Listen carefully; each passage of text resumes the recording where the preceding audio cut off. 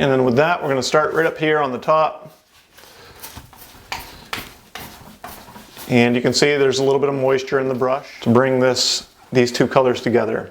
So you got to work a little bit quickly here on this first step. Okay, so I'm going to take that color and I'm going to swirl the brush around.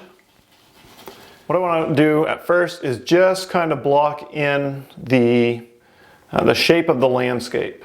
Okay, so once I've got a little bit of this in here, there's some little openings in the tree line that you can see through to the background, the sky.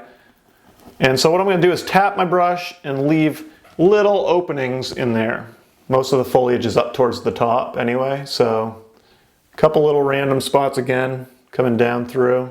So down through here, I'm going to go really deliberate and just tap lightly to get the leaves to be a little more separated. So I'm using the shape of the brush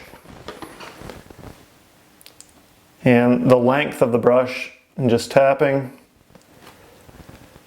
Okay, now I can use the tip of the brush and make the lupins a little bit bigger.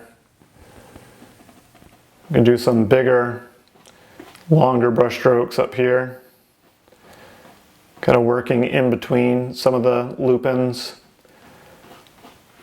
And I want to highlight some of these branches, maybe add in a few more. Just really small, tiny branches. A little bit of a highlight on these guys down here.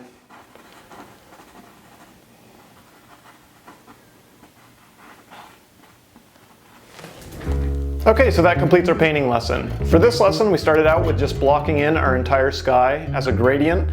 And then we used some of our sky color, added a little bit of alizarin and raw.